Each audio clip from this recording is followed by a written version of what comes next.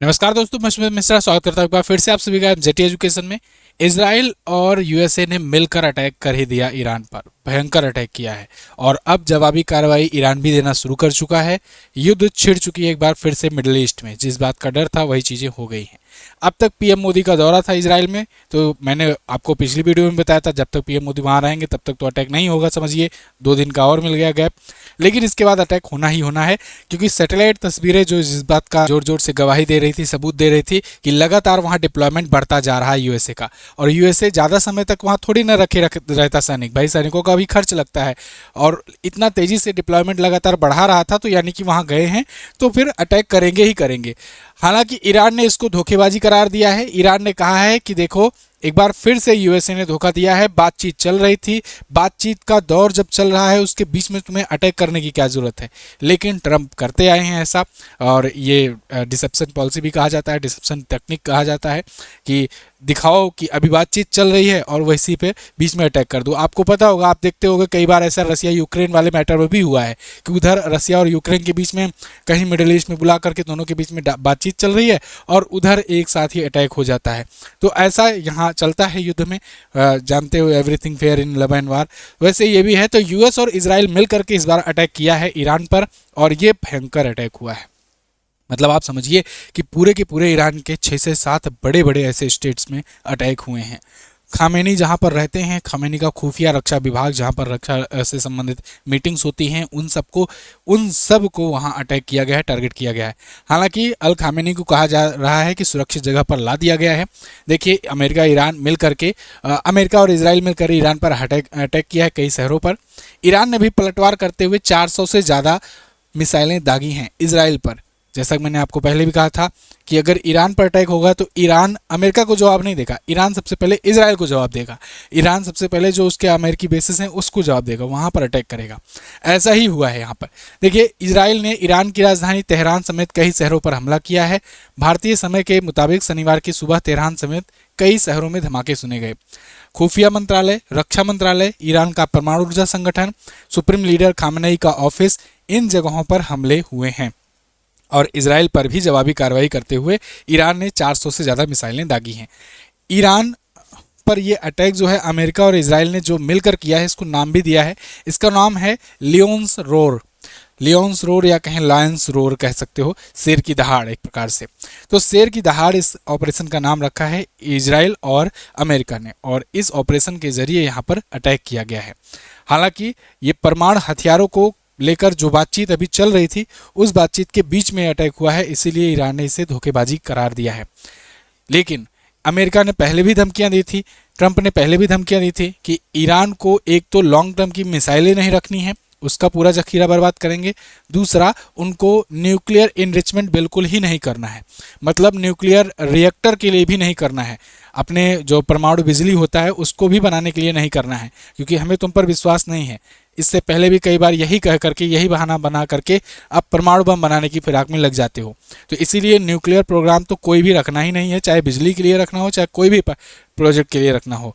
तो इस सब पर ये कह रहा था, बातचीत चल रही थी। 4 ऐसे शर्तें रखी थी अमेरिका ने कि इन 4 शर्तों को मान लो तो अटैक नहीं करेंगे, लेकिन ईरान ने नहीं मानी थी। और आज सुबह सुबह में देखिए, कराज, कोम, इस्फहान और करमानशाह, इन सब जगहों पर, इन सब स्टेट्स में अटैक हुए हैं। ईरान ने भी अपने जो भी जितने भी स्टेट्स हैं सबके गवर्नर को कह दिया है कि जो जो प्रारूप आपको गुप्त रूप से बताए गए थे उसको फॉलो करना स्टार्ट कर दो। यानी कि पहले से ईरान तैयार था। ईरान ने कहा था कि अगर अटैक होता है तो क्या करना है, तो उसके लिए अपने अपने गवर्नर्स मतलब जो स्टेट के हेड है, उनको जो भी चीज़ें बताई थी उसके लिए इन्होंने कहा है कि जो जो आपको पहले पूर्व में बताया गया था वो अब एक्टिवेट समझो, यानी उसको अब लागू करना शुरू कर दो अपने अपने स्टेट्स में। अब क्या चीज़ें बताई थी वो तो वही लोग जाने, लेकिन ये इतना जान लो कि अब मिडल ईस्ट पूरा पूरा वार जोन में है। क्योंकि आप देखो, अमेरिका जो है ना, ये जितने भी मिडिल ईस्ट में उसके बेसेस हैं वहां पर घेराबंदी करके अटैक कर रहा है। तो यानी अब मिडिल ईस्ट के इन सभी एरिया में अटैक होना शुरू हो जाएगा। मतलब कहीं पर भी ईरान टारगेट कर सकता है मिडिल ईस्ट के किसी भी स्टेट पर। और जब वार छिड़ती है ना, तो उसी बीच में ना कुछ कहते हैं ना कि कुछ कोलेट्रल डैमेज हो जाता है, तो वैसे ही हो सकता है किसी और देश का कोई कोलेट्रल डैमेज हो जाए, क्योंकि स्ट्रेट ऑफ हॉर्मुज जो है यहाँ से होकर के बहुत सारे लोगों की, बहुत सारे देशों के जो सामान लेकर के जाते हैं, ट्रांसपोर्ट होते हैं, पर अटैक हो सकता है। तो और स्ट्रेट ऑफ हॉर्मुज बंद हो सकता है। स्ट्रेट ऑफ हॉर्मुज अगर बंद हो गया तो दुनिया में तेल की कीमतों में अचानक से वृद्धि देखने को मिलेगी, बहुत तेजी से तेल के दाम बढ़ जाएंगे और फिर से एक बार सोने चांदी के दाम बढ़ना शुरू हो जाएगा, क्योंकि ट्रांसपोर्टेशन महंगा हो जाएगा। और फिर अब जब तेजी से आएगी, लोग जो है सेफ निवेश की तरफ भागेंगे, तो फिर से वही बात होगी। खैर, यहाँ पर ईरान पर इन सब चारों ओर से जब अटैक होगा तो ईरान भी इन सभी जगहों पर अटैक करेगा। इसी बीच ट्रंप का एक मैसेज आया है। ट्रंप ने ईरान के सैनिकों को कहा है कि सरेंडर कर दो। ट्रंप ने इस्लामिक रिवोल्यूशनरी गार्ड को कहा है कि वे आत्मसमर्पण कर दें। उन्होंने वादा किया कि ऐसा करने पर उन्हें पूरी माफ़ी दी जाएगी। हालांकि अभी जो कार्रवाई चल रही है वो ज़्यादातर हवाई हमलों की है, मतलब अभी तो ज़मीनी हमले नहीं हो रहे हैं, अभी हवाई हमले ही हो रहे हैं, एयर अटैक ही हो रहे हैं।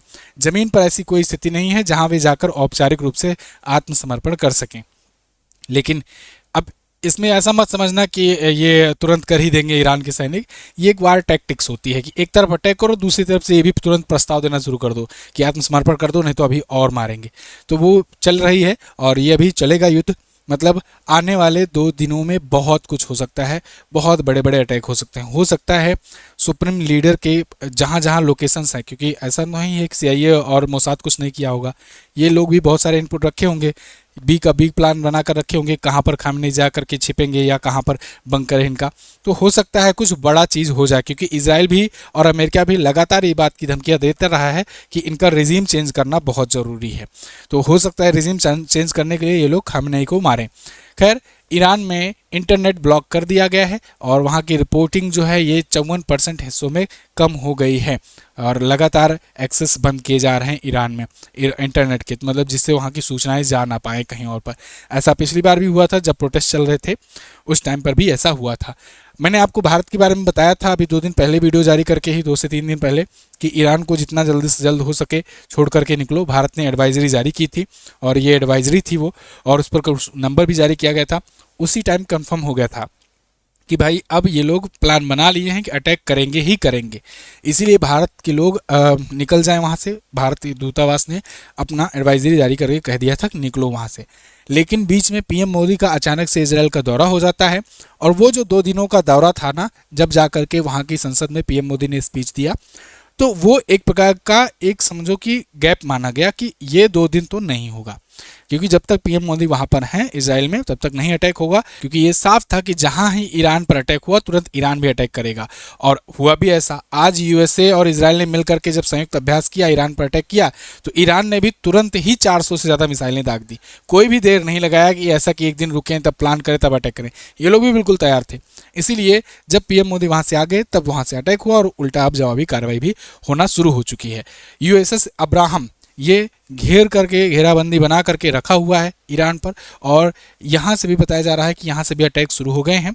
और USS अब्राहम आप समझो ना, एक देश की सेना के बराबर है, अकेले, केवल अकेले। ये इतना बड़ा ये एयरक्राफ्ट कैरियर है कि इस पर ये फाइटर जेट्स, इसके अलावा हर प्रकार की मिसाइलें, ये सब चीज़ें लेकर के जाता है ये अपने आप में। USA के द्वारा जो सबसे बड़ा जो एयरक्राफ्ट कैरियर है उनमें से एक माना जाता है ये। तो अभी तक की घटनाएं फिलहाल यही हैं कि अटैक्स अब शुरू हो चुके हैं। इसी बीच अभी कुछ दिन पहले ही ईरान में कुछ भूकंप के झटके महसूस किए गए थे, तो ये कयास लगाए जा रहे थे कि इजराइल ने न्यूक्लियर टेस्ट किया होगा। अब वो बात का खुलासा तो नहीं हुआ कि न्यूक्लियर टेस्ट किया था ईरान ने कि नहीं किया था। अगर किया होगा तो वो भी अटैक आज के 1-2 दिन में साफ नज़र आ जाएगा। ईरान कहीं ना कहीं अटैक करेगा ही करेगा। अगर, क्योंकि ईरान ने पहले ही कहा था कि अगर हम पर अटैक हुआ तो हम, जैसे होता नहीं कि हमारे अस्तित्व पर जब सवाल आ जाएगा तो हम अपना लास्ट वाला जो चारा है ब्रह्मास्त्र वो छोड़ेंगे, और लास्ट वाला सबका चारा वही होता है न्यूक्लियर वेपन। तो हो सकता है ये वार न्यूक्लियर वार तक पहुंच जाए। आगे जो भी अपडेट आएगी मैं आपको बताऊंगा। चैनल को सब्सक्राइब करके रखिए। कंप्यूटर की ई बुक आई हुई है, कंप्यूटर की ई बुक अगर आप लेना चाहते हैं तो जाकर के MZT ऐप पर ले सकते हैं। इसके अलावा एमजेटी ऐप पर ही आपको ब्रह्मास्त्र की ई बुक, लास्ट 6 मंथ की यूपी जेके की और यूपीएसआई की मूल विधि की, ऐसे तमाम प्रकार की ई बुक्स अवेलेबल हैं। ये सब चीज़ें आप जा करके एमजेटी ऐप पर ले सकते हो। एमजेटी ऐप कहाँ मिलेगा? गूगल प्ले स्टोर पर। वहाँ से बेस्ट ई बुक सेक्शन में जाना, वहीं पर आपको ई बुक मिल जाएगी। किसी भी प्रकार की सहायता चाहिए या कहें कि आपको समझ नहीं आ रहा है कैसे लें, कहाँ से लें, तो आप इस नंबर पर व्हाट्सएप कीजिए, तो आपको आपकी पूरी हेल्प की जाएगी। यूपीआई का मेथड भी बताया जाएगा, आप वहाँ से भी ले सकते हो। Thank you so much. मिलेंगे अगली क्लास में, तब तक के लिए नमस्कार, जय हिंद, वंदे मातरम।